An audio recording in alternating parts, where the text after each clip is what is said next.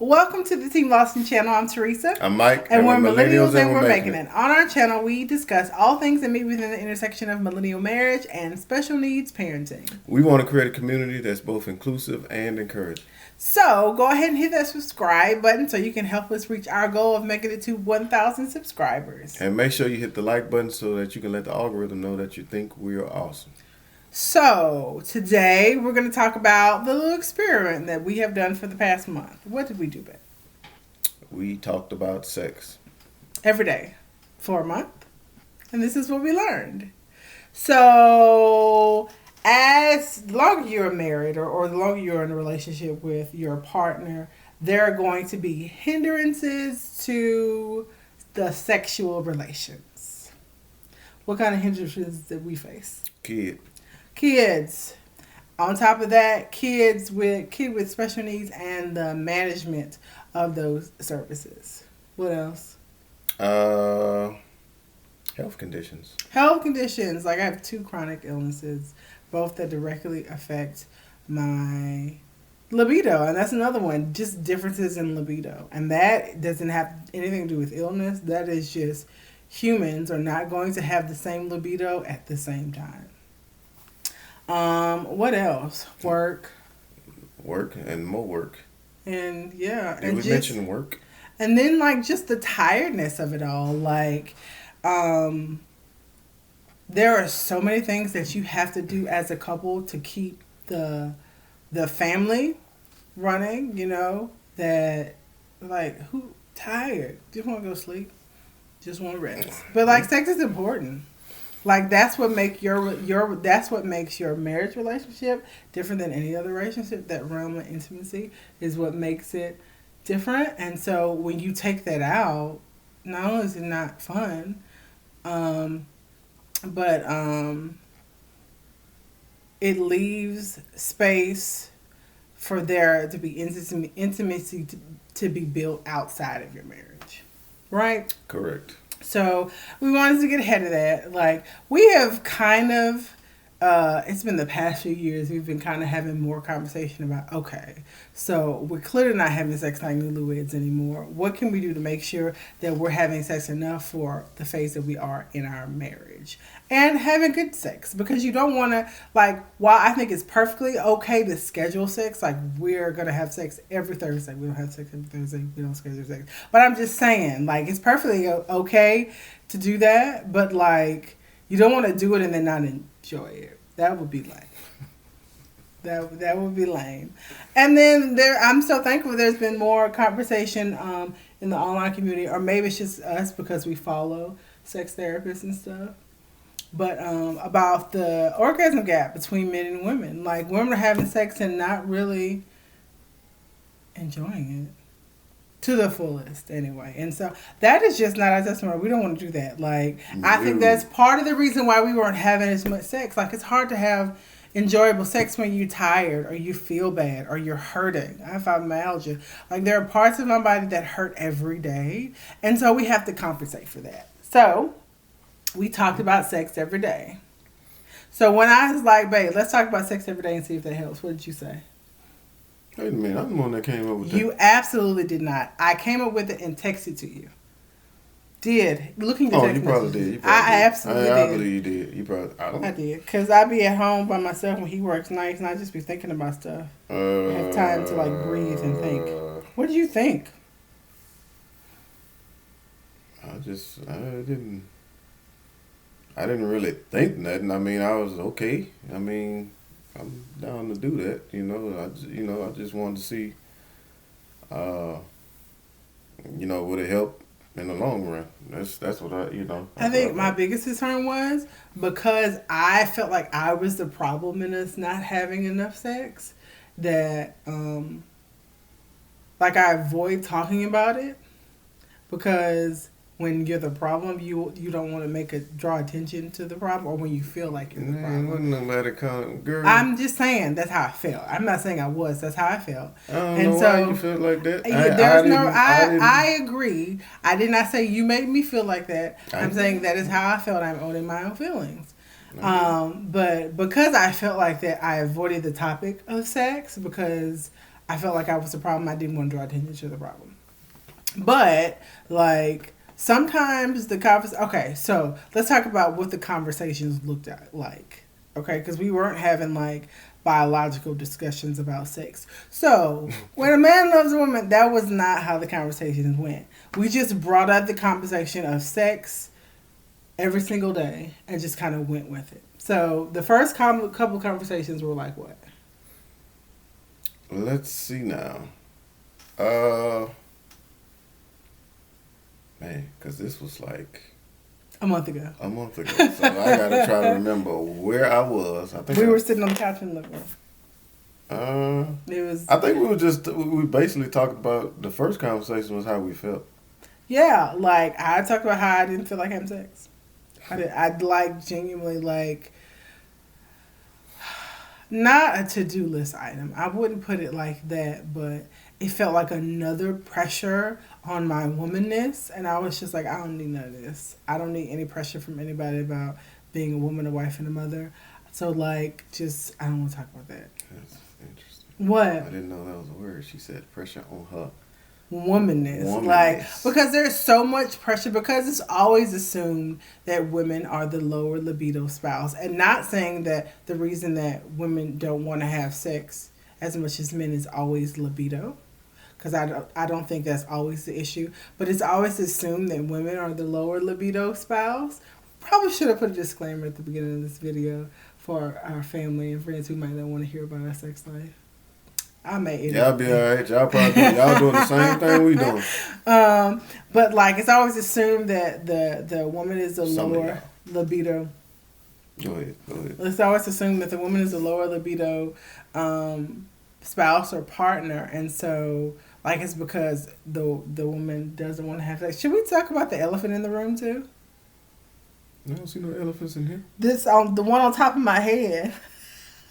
Ain't nobody paying attention to that. That's so funny. You chasing the rabbit. Okay, but say that like, for another video. Because it's always assumed that the woman is a lower libido spouse. Where was I going with that? I've totally forgotten. I'm gonna let you figure that one. I have no idea. I forgot.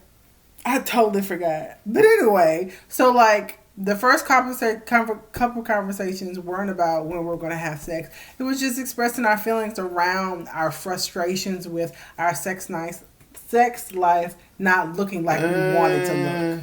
What? I wouldn't say nah. What? I wouldn't say I was frustrated. I wasn't frustrated. And not sexually frustrated because I didn't particularly want to have sex. I just was frustrated with our sex life not looking like what I wanted it to look like. Not even what I thought it was supposed to look like, but what I wanted it to look like.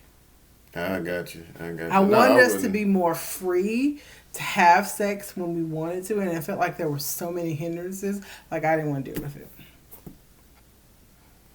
I actually, it's gonna sound funny, but I kind of took it like a retreat thing, like just to get away from my body for a little while. You know what I'm saying? Like, say more.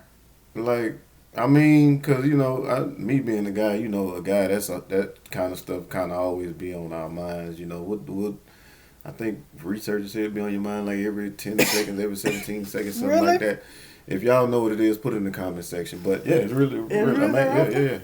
But like I said, man, just it gave me time to clear my mind and just get off into other stuff. You know what I'm saying? Like, it wasn't on my mind all the time. You know what I'm saying? Like, I took it as a, The fact that we weren't having sex was a relief. Is that what you're saying? I'm not saying it was a relief. What are you saying? I'm just saying, like,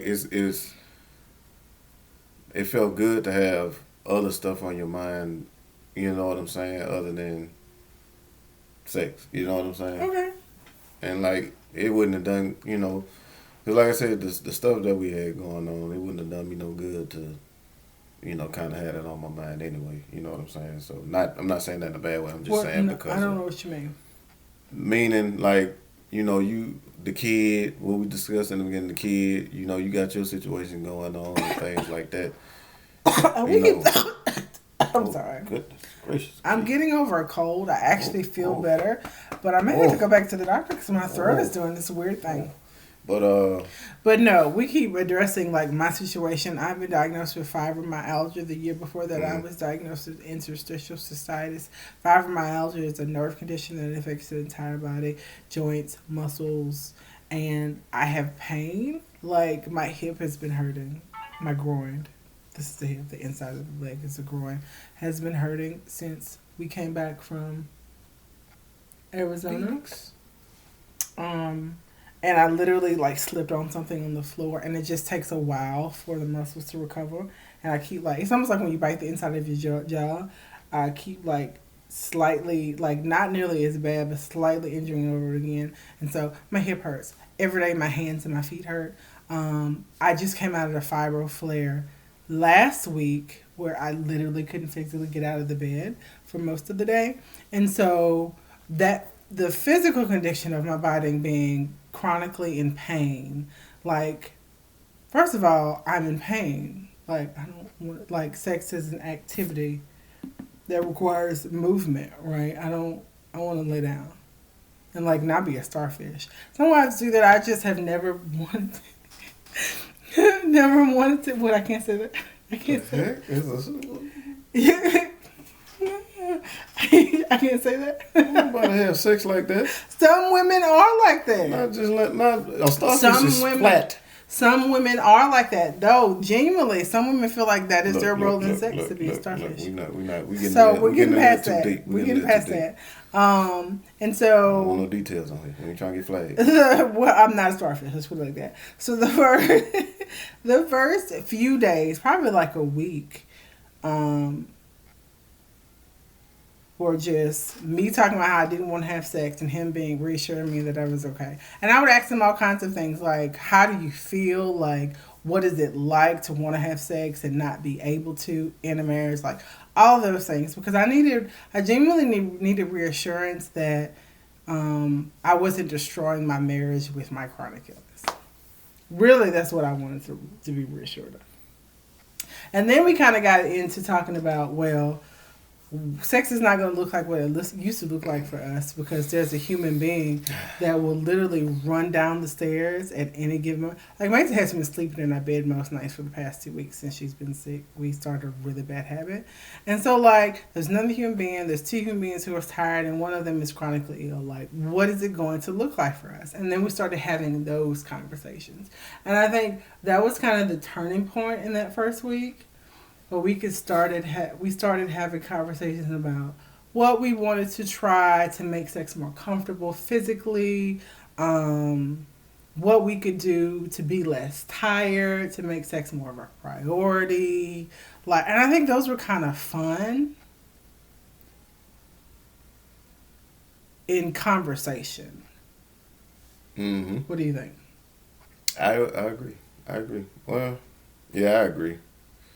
But, like I said, I just wanted to see, even though it was fun discussing that, I wanted to see how it would work out. And so we tested it out a couple times.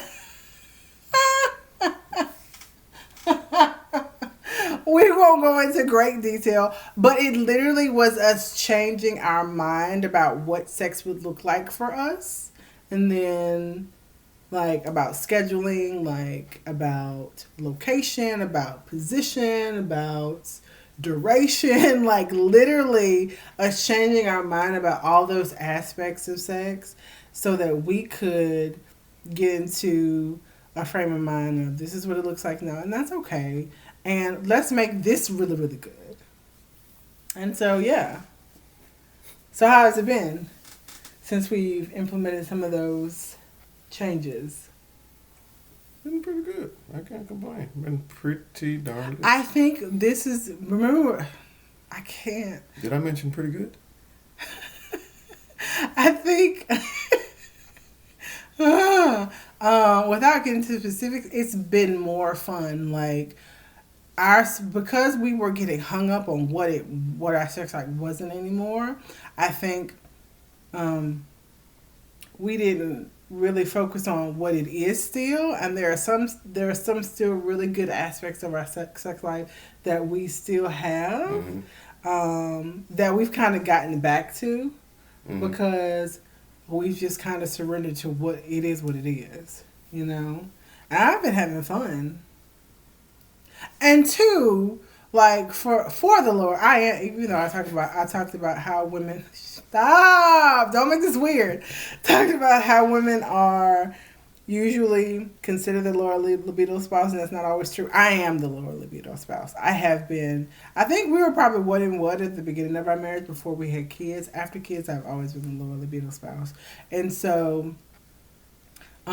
Just talking about sex every day has helped me kind of connect more to my desire. And so just the idea of us having a conversation from it, bring it to front of mind because honestly and truly, I don't like he's talking about he thinks about sex every.